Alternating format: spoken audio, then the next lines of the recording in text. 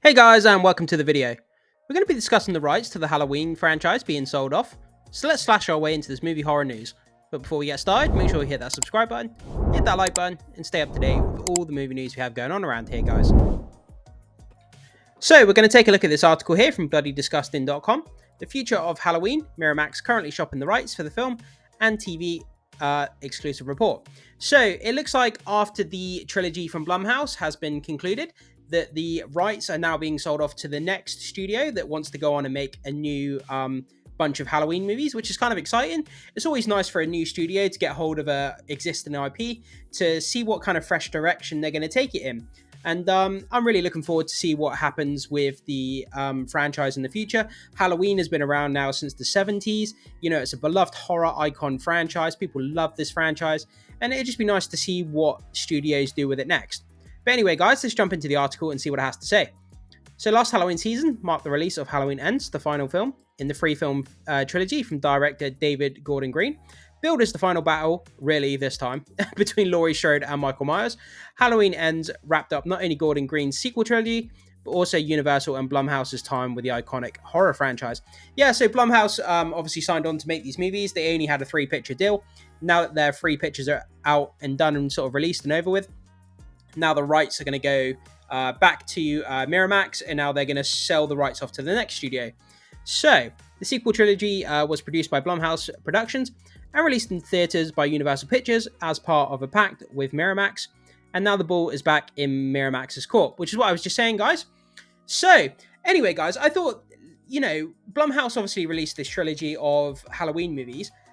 The first movie was kind of, most people loved the first movie. They thought it was quite good. And then obviously the second and third movie came out and people didn't really like the second or third movie. They, thought it was a bit derivative and, wasn't as good as the first one.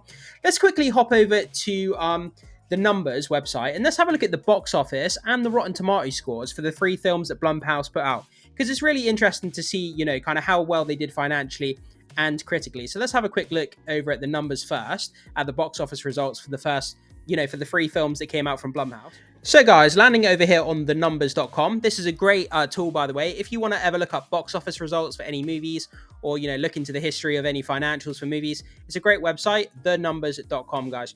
So this is the last 3 Halloween movies here from Blumhouse, these 3 here. So the first Halloween movie came out in 2018. That made 255 million at the box office worldwide total. And then we had 3 years later, Halloween Kills, 130 million.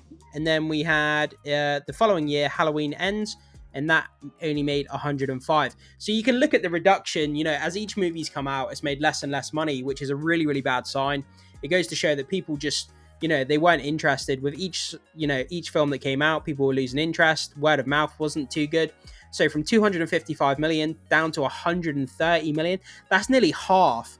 That's nearly half of the first movie. From the first to the second, almost half. That's real bad, guys. That's a real bad result. And then obviously from 130 million down to 105. So it lost another 25 million with the following film. So that goes to show financially that, people just weren't as interested after the first film came out. And yeah, but let's hop over to Rotten Tomatoes quickly and have a look at the Rotten Tomatoes scores for each film as well, because that'd be quite... So over here on Rotten Tomatoes, the first Halloween movie, 2018, it had a fresh tomato score, 79% on the tomato meter, and had 72% audience score. So look, the first film, that's fantastic. Anything is hovering around 80%, 70% for the audience score. These are both really good critic scores. So let's go on and have a look at Halloween Kills. So looking here at Halloween Kills, it's gone down to 39% on the tomato meter, and it's still hovering around 66% on the audience score, which isn't bad. That's not bad. So that means, 6 or 7 out of every 10 people, enjoyed the film. So that's quite good. And then we'll go and have a look at Halloween Ends and see what that score is. And so finally, for Halloween Ends, the tomato meter is at 40%, so it went up by 1% from 39 from the previous movie, but the audience score is now at 57%, so the audience score has dropped again. And yeah, it just goes to show, guys, from the first movie to the last movie, from a fresh score to a rotten score, and then backed up by the financials of the box office that we looked at as well, just goes to show that by the time the last movie came out, people just weren't as interested, and people just didn't enjoy this franchise as it went on. But anyway, guys, let's jump back to the article and see what it has to say. So back over here on the article, guys, So what's next for the Halloween franchise? Bloody Disgusting can exclusively report that Miramax is actively shopping the rights to the Halloween franchise around Hollywood. From what we understand, there is a massive bidding war going on right now, with several different parties interested and vying for a chance to bring Michael Myers back to life. Yeah, any kind of studio worth its salt would definitely try to get the rights to this franchise, because you got to think about it, guys, right? Franchises like this, these kind of horror icon franchises, they've got a built-in audience over the last sort of 50 years, right? And these movies, they don't require heavy VFX shots, visual effects shots, sorry. They don't cost much money to make, and sort of the return on investment is really good with these horror movies because, like I say, you know, they don't require any visual effects shots. They can be made on the cheap, really, really cheap. I mean, look at what Blumhouse has done with its, you know, some of its horror franchises. They've just gone on to make ridiculous amounts of money because you can make them so cheap. They don't require, you know, massive stunts. They don't require massive CGI.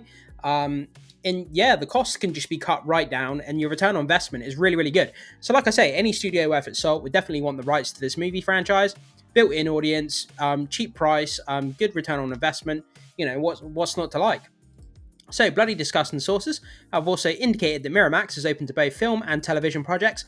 I don't think that you should make television. Nah, I don't feel that this franchise would fit on TV. I think it deserves on the big screen where it should be. I don't want it to be diminished by being a television show. That's just me personally, anyway. They're currently taking offers from studios and streamers alike. I guarantee you, I have this prediction right now that some sort of streamer, I reckon Amazon or Apple, I reckon one of those two is probably going to get it. More than likely Amazon, I would say. I reckon it's going to end up on Amazon. I don't know why, but I just have this feeling that it's going to end up on Amazon, which isn't a bad thing because they've got a lot of money to throw at a TV show like this or a streaming show, whatever you want to call it. So it could end up being good, but then again, based on their track record, Lord of the Rings, it could end up really, really bad. So who knows? So everything is on the table this time. It's ultimately up to Miramax to field purchases and decide what is most appealing to them in the wake of Gordon Green's sequel trilogy. Last year, Halloween Ends was the 13th installment in the Halloween franchise, which to date has never made its way onto the small screen. Could Michael Myers return with a television series, or is it another feature film reboot next upon the menu? Only time will tell. Please, please don't make a streaming show, that's about the Halloween franchise, but doesn't have Michael Myers in it, and it's just some sort of teen drama woke rubbish thing. I can so see them doing that for some reason. Like, they were talking about making a Camp Crystal Lake TV show that doesn't actually have... I don't think it has Jason Voorhees in it. Or it has him in there, but obviously he's not going to be the hockey mask killer, you know, that he's famous for. It's going to be him as a kid at Camp Crystal Lake. And I'm like, why does anyone want to watch that? A Friday the 13th TV show that has nothing to do with him being a serial killer that everybody enjoys. It's about teen drama at Camp Crystal Lake. Nobody wants to see that. At least I don't, anyway. Stay tuned for more things on Halloween as we learn it. In the meantime, comment down below, blah, blah, blah. Anything is certain, Michael Myers will be back. Of course he will. You know, these horror icons, like I say, they endured the test of time as to how popular they're. You know, we've got the Scream franchise that's on fire at the moment. That's being, sort of had a soft reboot. It's doing really, really well. It's made more money than it ever has. Friday the 13th's been around for years.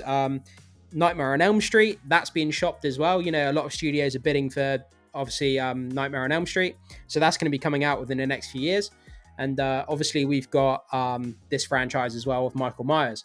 So, yeah, all these, famous horror icons, man, they just stand the test of time. People love it. As long as the movies are done well, people keep coming to pay and watch them. People love horror movies. Horror's in the middle of a really good sort of resurgence at the moment. But yeah, guys, let me know what you think about this. I know, for a fun thing, right? Jump into the comment section. If you had your choice of a streaming service for this franchise to land on, what would be your choice? What would you pick? Which streaming service would you want this Halloween franchise to land on? Personally, for me, I would choose Apple, but I predict that it's going to land on Amazon. I don't know why. But yeah, guys, jump into the comment section. Let me know what you think. Let me know what streaming service you'd prefer it to be on, if it was going to be on a streaming service. Can't wait to see what you guys say. Thank you for watching.